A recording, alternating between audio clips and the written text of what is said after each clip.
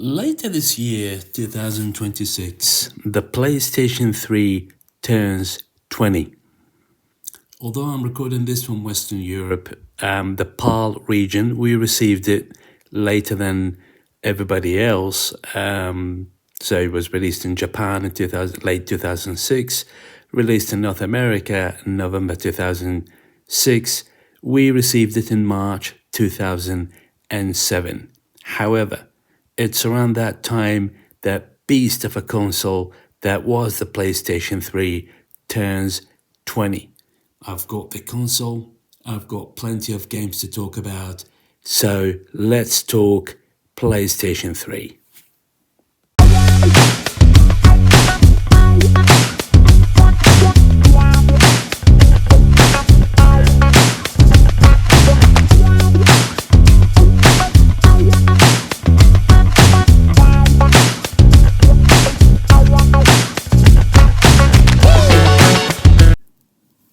You're looking at the PlayStation 3, the only console that's released by Sony that struggled against competition.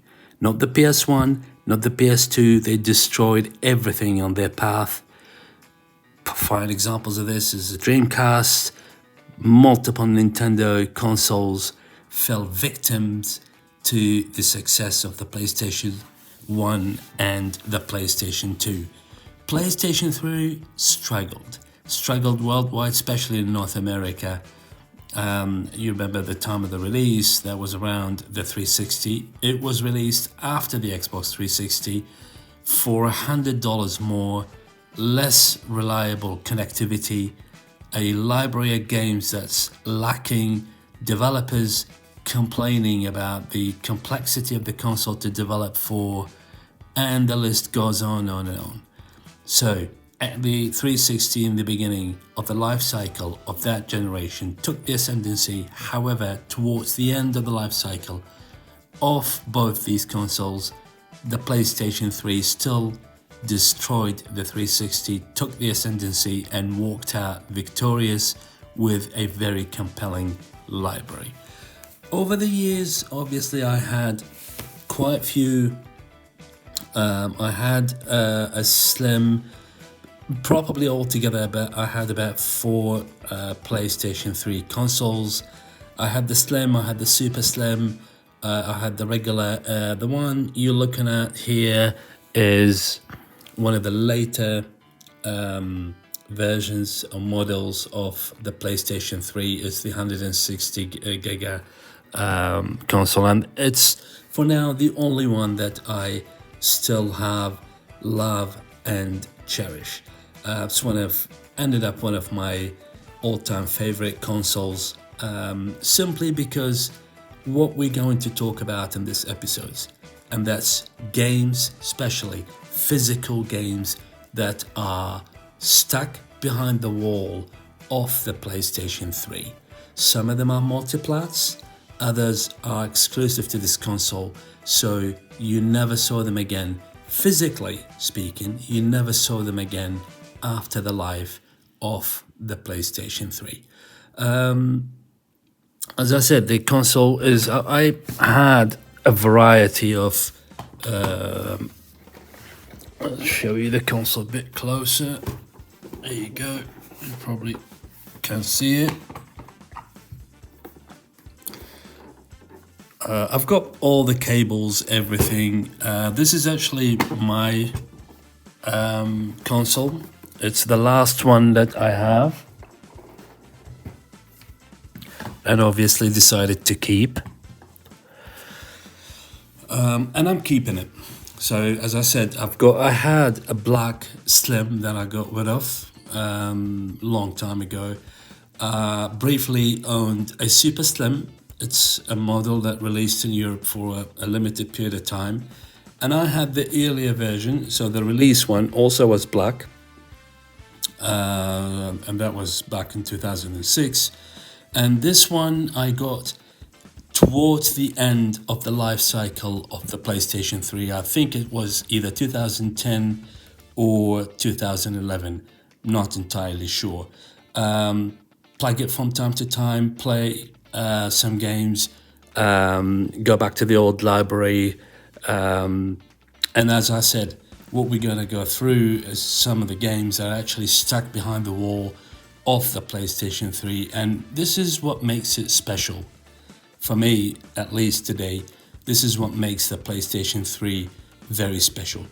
The physical games that are stuck behind the wall of the PlayStation 3. Some of them are obviously multiplat, so you probably find them on the 360, maybe also ported to other consoles, with Microsoft or whatever Nintendo were doing at the time. But others are exclusive to the PlayStation 3, and again, physically speaking, stuck basically behind the PlayStation 3 itself, and never saw them again. Like the big blockbusters, the chart toppers like Uncharted and The Last of Us. This was the home. The PlayStation 3 was the home to Uncharted, was the home to The Last of Us, which obviously we've had multiple remasters and remakes and the likes for these games, but other games weren't as popular. However, for me, some of the titles I really truly miss playing, so that's why I plug my PlayStation 3 from time to time and use it. So today I've got quite a few games to go over. As a reminder, this is what we have on the PlayStation 3. For those who never experienced this generation, the PlayStation 3, these are some of the games that you missed. So I'm going to start with one of my all-time favorite series or franchises that Sony completely abandoned in spite of so many calls from so many fans to remake, remaster, put back on the PlayStation 4. And again, I'm speaking physical entries of these games, and that is the Resistance series. This is one of my all-time favorite series. This is a launch title for the PlayStation 3. A little underwhelming. It wasn't all that popular, especially in the beginning. It kind of struggled, then picked up. And the reason for it, the reason the first one actually picked up is because of the second one. The second one is considered as the most successful of the series. People just absolutely loved Resistance 2, and then ended the series with what is described as a failure. It didn't sell enough, so financially didn't do very well. Sony decided to abandon the whole thing, and that's Resistance 3. And to be frank with you, this is my favorite Resistance. That is the best of that series. But I miss the series so much. I've got at least a level of this that is kept on my memory card that I go visit from time to time and continue playing so much. I love these games, the Resistance series. Other stuff weren't as popular, and as I said, physically, you would only find them on the PlayStation 3, exclusive to the PlayStation 3. Resistance, obviously, exclusive to the PlayStation 3, is the Infamous series. So I've got Infamous. I've actually did have the regular release of this. However, probably I got rid of it and then I rebought it again. And when it was available, it was only available as Essentials, because I don't usually buy Essentials and stuff like that. But this, if you've heard of this franchise, or you played later entries on the PlayStation 4, these are the best Infamous games ever. The second one is my favorite, but the first one is also a very good game. I mean, it was a time of being adventurous, trying new stuff, see what works, and especially Sony first-party developers never hesitated to do stuff like this. The MotorStorm These are the ones I'm left with. I'm sure there was a third one. Pacific Rift was just a brilliant game. That's the first MotorStorm. I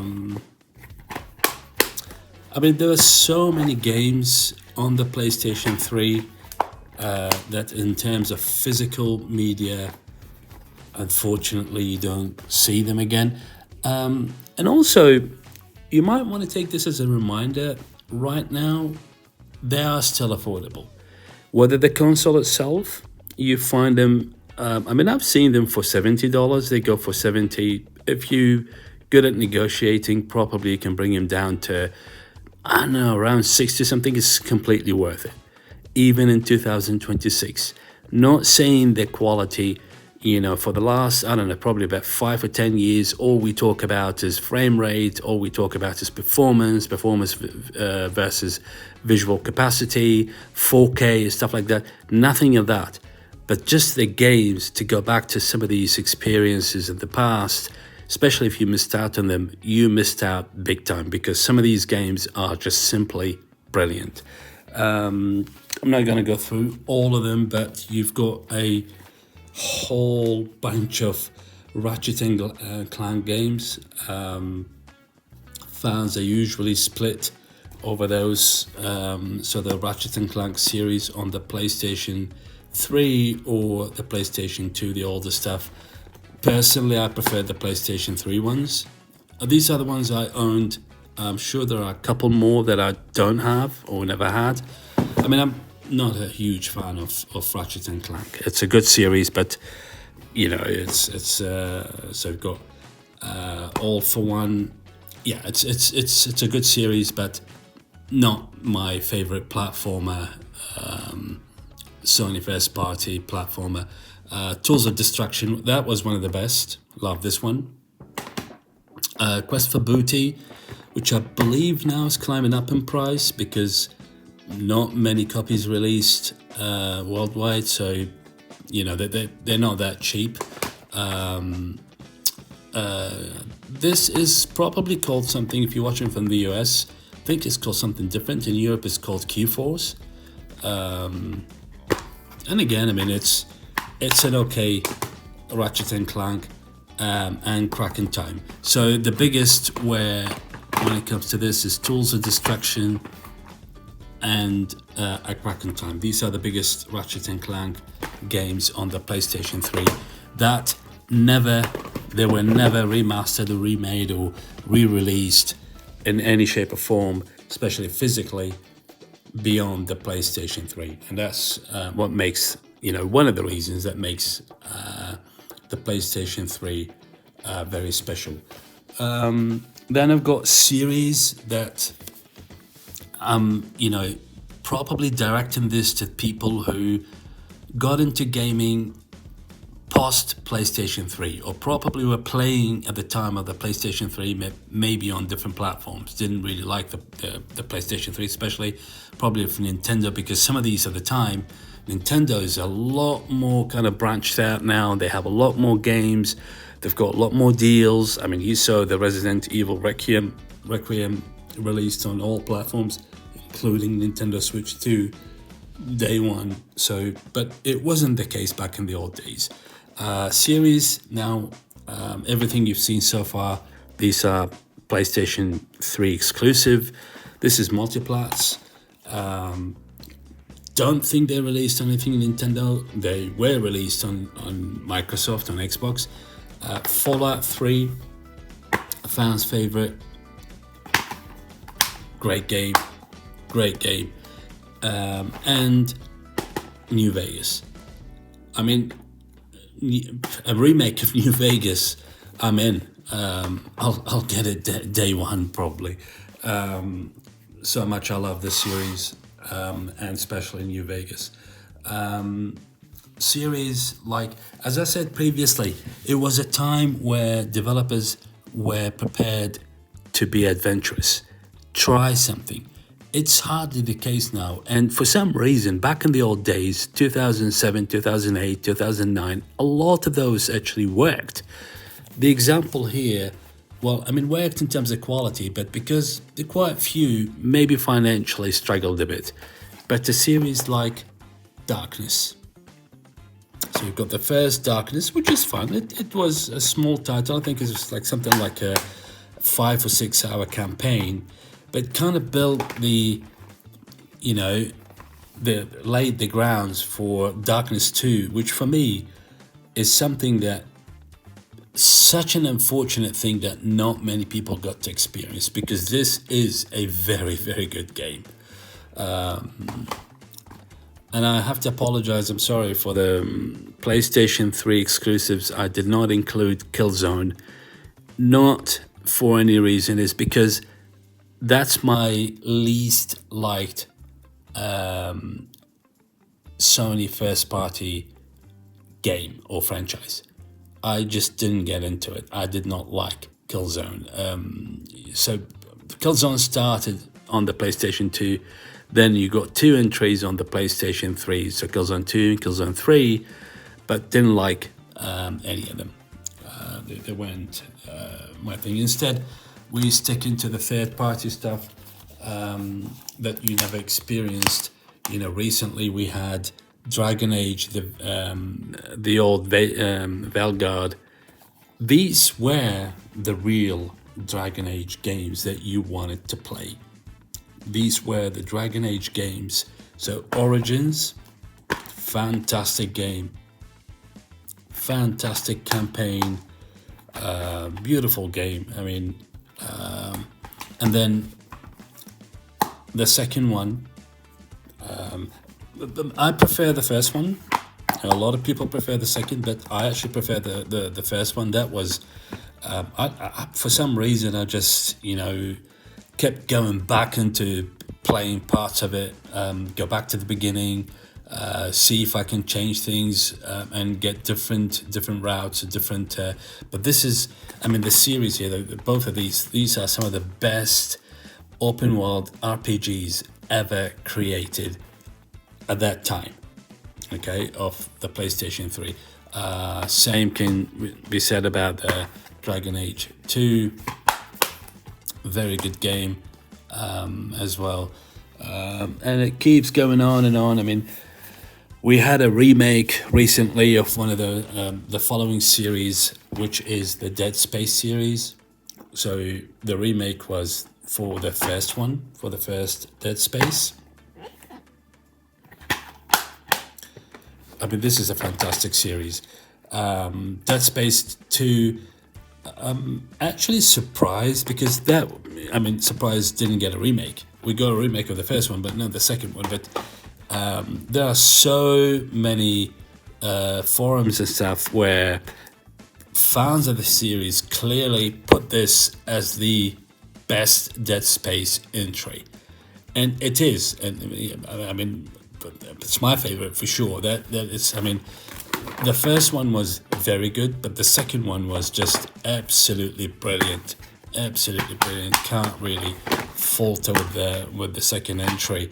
And again, like the Resistance, the unfortunate Dead Space 3, that the scapegoat of the failure of the series.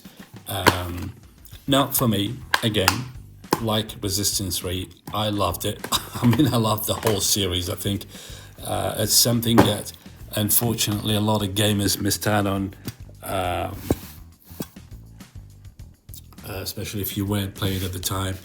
Another one, we often talk about the Resident Evils and the Silent Hills, and the plenty of horror games. At the time of the PlayStation 3, the one that freaked the hell out of me the most was Fear. That was a very scary game. I don't know what happened when this girl appears. It's just,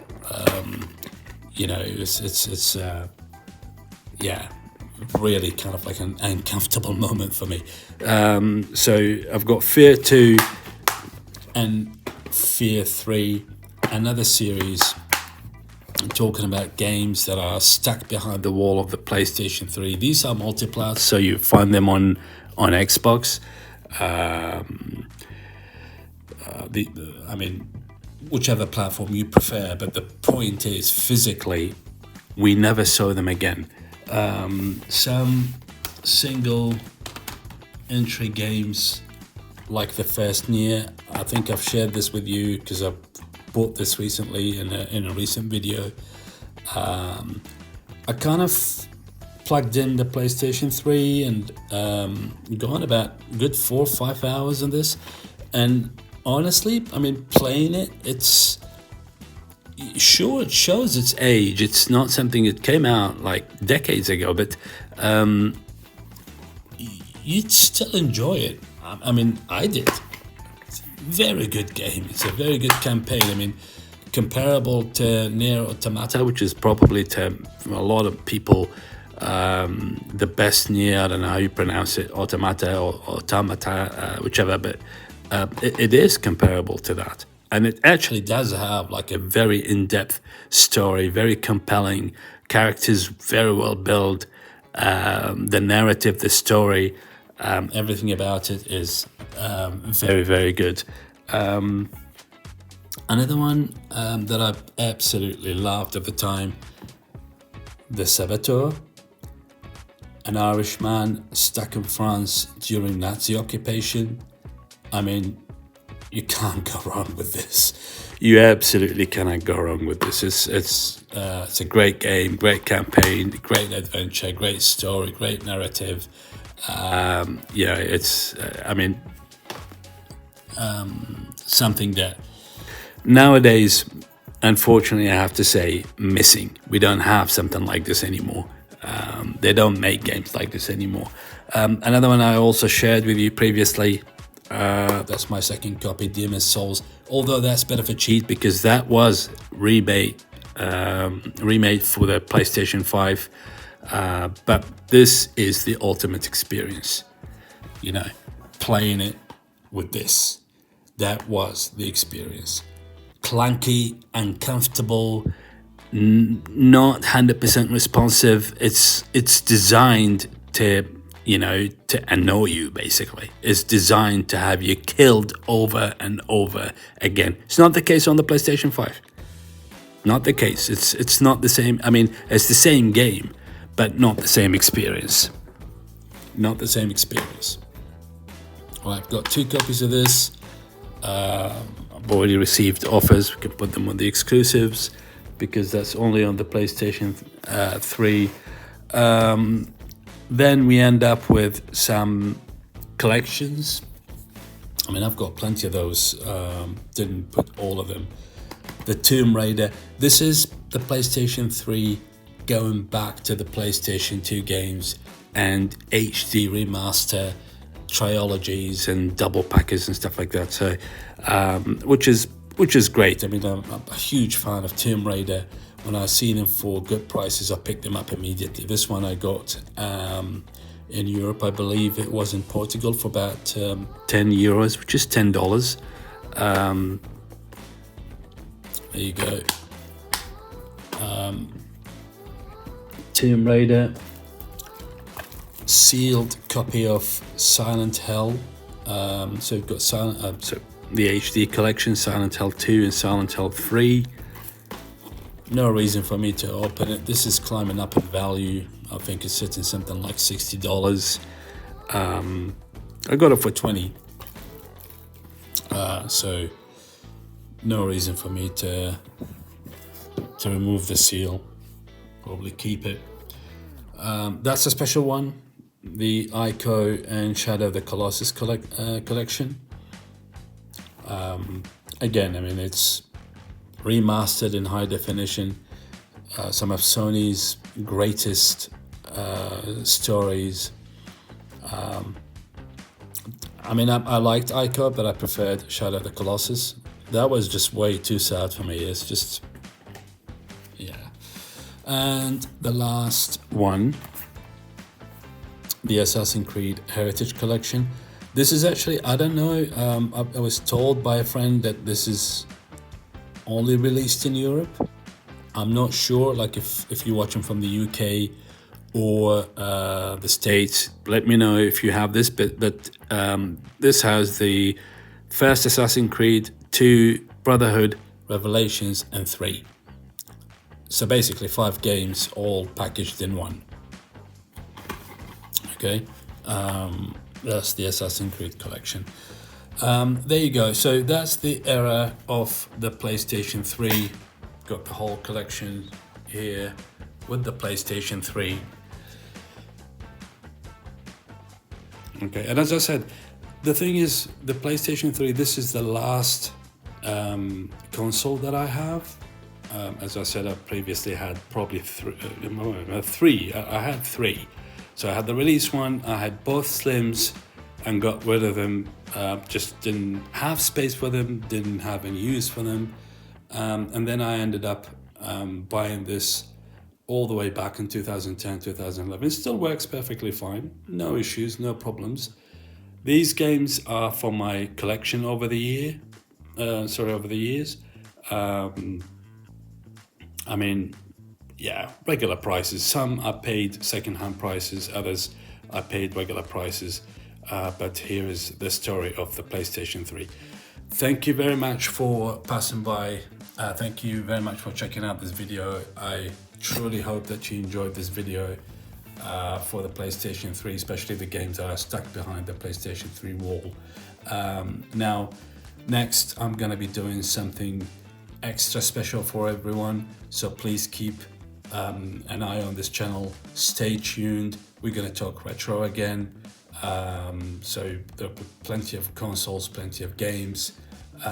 Make sure that you subscribe to this channel, hit the notification bell so that you are informed of everything I drop day one. Thank you very much for passing by. Love you all. Thank you for the support, and we'll talk soon. Stay safe and keep playing video games.